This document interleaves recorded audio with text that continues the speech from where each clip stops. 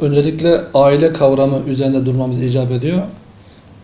Bizim toplumumuzda da, yasalarımızda da aile bir erkek ve bir kadının evlenme akdiyle bir araya gelip kurduğu en küçük toplumsal yapı. Özellikle üzerinde duruyorum. Bir erkek ve bir kadın olarak evlenme akdiyle bir araya gelecekler. Evlenmelerine engel bir mani olmayacak. Bu şartlarda resmi prosedürün işlenmesi suretiyle bir araya gelen insanların en küçük yapı taşı olarak oluşturduğu bir kurum. Ve tarih boyunca bizim geleneğimizde, örfümüzde, inancımızda aile kurumu en kutsal yapılardan biri olarak kabul görmektedir. Geldiğimiz aşamada özellikle aile kavramından ziyade kadın kavramı ön plana çıkmakta. Halbuki bu yaklaşım gerek yasal düzenlemelerde, gerek toplumsal farkındalık projelerinde bilinçli olarak, kasıtlı olarak maalesef toplumun değer yargılarının aleyhine kullanmak suretiyle paylaşılmakta. Biz öncelikle kadın üzerinden yürütülen bu bilinçli yıpratma operasyonlarının önüne geçilmesi gerektiğini düşünüyoruz. Bu konuda ilk dikkat çektiğimiz husus kadından öte aile kavramı olmalıdır. Bizim inancımız gereği de kadının kocası üzerinde hakları olduğu gibi kocanın da kadın eşi üzerinde hakları bulunmakta. Bunlar örfümüzde de belli bir çerçeve oturtulmuş. Tarihi tecrübemizde bunun bu şekilde sağlıklı bir şekilde yürüdüğünün yani sayılamayacak derecede örneğiyle yaşanmış gerçekleri duruyor. O zaman bugün gelen noktada özellikle kadın merkezli bir takım algı operasyonlarının ifsat çalışmalarının yürütülmesini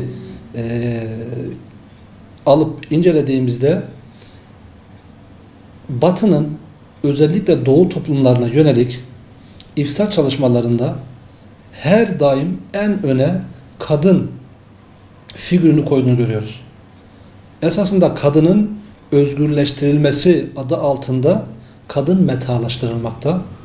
Dolayısıyla kadının hem toplumsal değer yargılarımız içerisinde hem inanç değerlerimiz içerisindeki o ulvi konumu her gün bilinçli olarak yozlaştırılmakta, aşındırılmakta ve kadın adeta ailenin bir ortak yaşamın bir tarafı olmanın ötesinde her türlü şeyin üstünde bir konuma getirilmekte. Perde önünde kadına değer atfedildiği yönde bir algı oluşturmaya çalışırken esasında kadın sahip olduğu tüm değer yargılardan soyutlanmakta, bir meta olarak kapitalizmin kullanışlı bir malzemesi haline getirilmeye çalışmaktadır. Bu konuda kime ne sorumluluk düşüyor? Bu da esas önemli olan husus. Bir, icra makamında olan, bu işin başında Aile Bakanlığı'ndan sorumlu bakanlık. En önemli icra makam bu. Yine bunun yanında eşgüdümlü çalışan merkezi hükümetin, merkezi yönetimin unsurları, daha alt kademede yerel yönetimler, zira karşılaşıyoruz. Birçok belediye, ister il, büyükşehir, ister ilçe, belediye belediyeleri bu konuda bilerek veya bilmeyerek söz konusu algılara hizmet eder bir takım programlar, bir takım tanıtım, pankartlamalar yapıyorlar. Bunu da esasında yine bir sorumluluk bilinci içerisinde aileyi koruyacak temel argümanları hesaba katarak bir takım iş ve işlemlere imza atmak icap ediyor. Sırf popüler bir takım güncel aktüellere kapılmak ve oradan gündem olma adına bir iş yapmak bu işin faydasına değil, daha çok zararına neticeler doğurur. Yine bu açıdan en önemli sorumluluk emsalsiz güzel örnekleriyle yaşadığımız ailelerimizin güzelliklerini ortaya çıkararak bu örneklikler üzerinden toplumu değiştirmek, dönüştürmek mümkün. Olumsuzluklara dikkat çekerek, ısrarla cımbızlamak suretiyle bu işin çözümü gerçekleşmez. Bilakis olumsuz örnekler zihinleri de delalete düşürür. Bu toplumu farklı bir yönden olumsuzluklar üzerinden aileye verilen, kuruma verilen değerin yıpratılmasına sebep verir. Bu açıdan sivil toplum kuruluşlarımıza çok ciddi görev düşmekte. Bir yerlerden planlı olarak aile kurumunun temeline dinamit sokacak mahiyette bir takım projelerin uygulandığı, ister iktidar eliyle, merkezi yönetim eliyle, ister yerel yönetimlerin buna çağın tutması, ister bu hususta salt bu iş için kurulmuş faaliyet gösteren bir takım derneklerin faaliyetlerine özellikle halkımızın dikkat çekmesi, sağduyulu STK'ların bu hususta her daim karar alma süreçlerinde aktif rol alması ve karar süreçini etkileyecek şekilde haklı, her yönüyle incelenmiş, detaylandırılmış, uyarı mahiyetinde metinlerle, programlarla bu hususu gerek yerel yönetimlerde gerekse merkez yönetimde dile getirip bu hususun önüne bir koruma kalkanı oluşturmak zorundayız. Bizim çok uzağa gitmeye gerek yok. Cumhuriyet tarihinde ilk uygulamalar kadın üzerinde başlamıştır. Daha yakın tarihte bakınız Afganistan'da meydana gelen 90'lı 2000'li yılların başındaki hadiselerin hemen sonra Batı'nın oraya ilk rol model olarak sunduğu şey kadın figür üzerinden güzellik yarışmalarıdır. Yine Irak'ta müdahale ettikleri her yerde ilk yapılan iş kadını özgürlük adı altında, hürriyet adı altında metalaştıran bir takım uygulamalarla kadını aileden koparan, birey olarak yaşamaya sevk eden, aileden koparan ve dolayısıyla annelik güdüsünden, annelik sevgisinden, anneye, kadına yüklenen fıtri bütün değerlerden soyutlamak suretiyle maalesef asli mecradan kopartılmaya çalışılmıştır. Günümüzde de maalesef özellikle İstanbul Sözleşmesi özelinde ve buna dayanarak bir takım faaliyette bulunan kuruluşların yanlış, biz art niyetli demiyoruz, ancak ihmal edilmiş, hassasiyetle irdelenmemiş bir takım hususların kabul edilerek taraf olunduğu ve bunun üzerinden ailenin korunmaya çalıştığı iddiası var. Ancak biz ısrarla bir şey dile getiriyoruz. Aile kadından, kadın eşten ibaret değildir. Kadın gibi bir koca var. Koca gibi evlatlar var. Evlatlar gibi usul dediğimiz anne, baba, büyük baba, işte büyük anne neyse bir üst neslin de dahil olduğu bir yapıdan bahsediyoruz. Dolayısıyla bu hususlar dillendirirken bakanlığın da belki ısrarla üzerinde durdu ama yanlışlık yaptığı husus budur. Kanunda ve sözleşmede ısrarla kadına karşı şiddetten bahsedilmekte.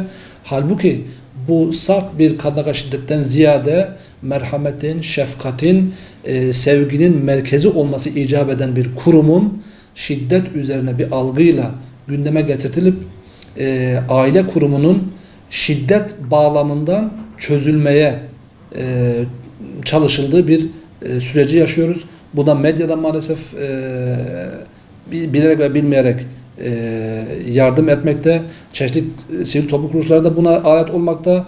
Esasında bu sözleşmenin kabul edildiği günden bu yana iktidar da bu hatayı görmüş olmasına rağmen hatadan dönmemekte. Bu şekilde devam etmesi muhtemeldir ki daha büyük sıkıntılara, daha büyük sorunlara sebep verecektir. Güncel meseleler açısından birincisi süresiz nafaka hususu. Esasında onunla ilgili bir çalıştay yapıldı. Gerek dernek ve hukuk camiası, gerekse bakanlığın da yaptığı çalıştaylarda ciddi bir aşama kaydedildi gibi belli bir süreyle sınırlanması hususu gündeme getirildi. Artık yargı paketinde bu hususu nasıl çözüme kavuşacak bilmiyoruz ama görebildiğimiz, şahit olabildiğimiz kadarıyla bu husustan çok ciddi bir rahatsızlık var. Bu rahatsızlığı da dile getiren kitlelere karşı iktidar kayıtsız kalmadı.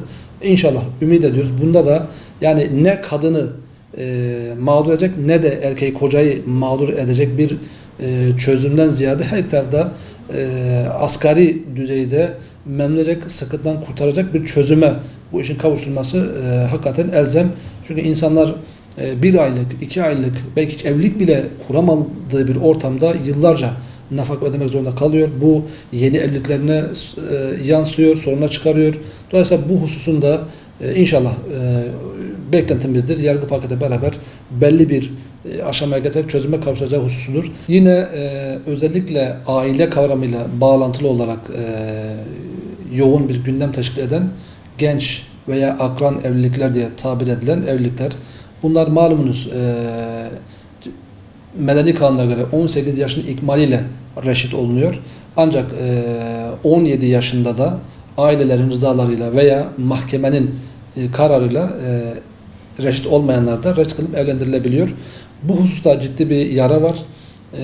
Normalde hiçbir istismar olmaksızın tamamen tarafların rızalarına uygun, ailenin rızalarına uygun bir şekilde vuku bulmuş evlilikler var. Ancak bunlar daha sonra ceza kanunundaki bir takım uygulamalar neticesinde gençlerimiz cezaevlerinde ceza yapmak zorunda kalıyorlar. Bu da aileyi korumaktan ziyade bilakis aile birliğini ortadan kaldıran bir mahiyet arz etmekte. Bu da ciddi bir sıkıntı. Bu konuda çok örnek var.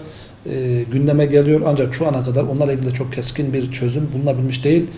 Temennimiz bu hususta da eğer bir istismar yoksa, ailelerin ortak rızası var ve bu hususta tarafların rızalarıyla uyumluysa bu konuda da buna ilişkin bir istisnai bir düzenlemenin gelmesi bu sorunu belki kısa vadede çözüme kavuşturur. Bugün itibariyle cezaevinde yatanlar açısından bir çözüm bulmaya dönük bir işlem olabilir.